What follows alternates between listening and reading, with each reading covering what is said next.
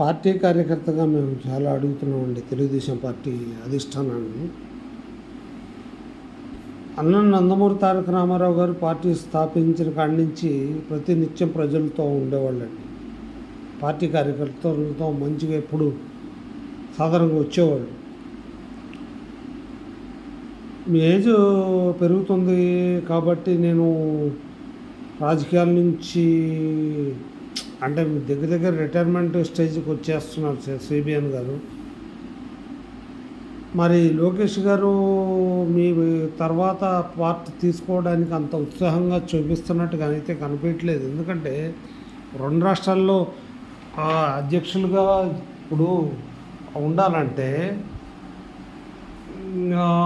అది సమర్థవంతమైన ఇప్పటికీ కావాలి. నాయకత్వం అనేది లక్షణాలు రావాలి. ఓన్లీ ఏపీకి పరిమితం అయ్యారు. ఏ రకంగానూ తెలుగుదేశం పార్టీకి వారసులుగా లోకేష్ గారు కావాలన్నా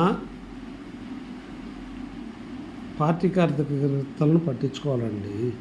మీరు ఏపీలోనూ తెలంగాణలో ఏ రోజుల్లోనూ టచ్లు లేరు. పార్టీ కోసం పోరాడిన వాళ్ళందరినీ బయటికి గెంటారు. ఇప్పుడు ఉన్న వాళ్ళందరినీ ఎవరో వైసీపీ నుంచి వచ్చిన వాళ్ళని నెత్తిరి మీద పెట్టుకుని పోస్తున్నారు. మీకు చివరికి ఎవరు మిగులుతారు సార్?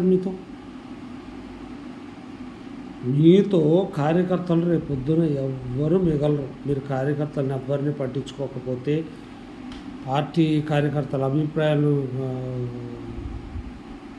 పట్టించుకోకపోతే వేస్ట్.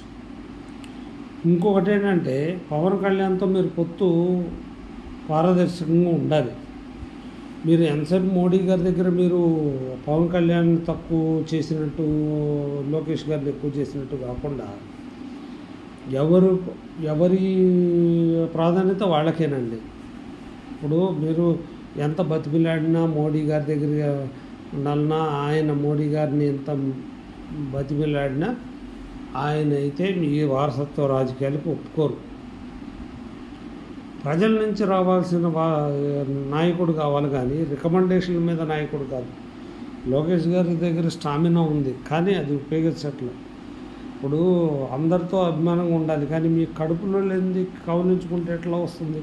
సామాన్య కార్యకర్తలను ఎవరు ఏది మాట్లాడటానికి కూడా ఇష్టపడిన వాళ్ళు ఇక ఇది ఆ ప్రజలకి ఏం చేస్తారు రేపు పొద్దున?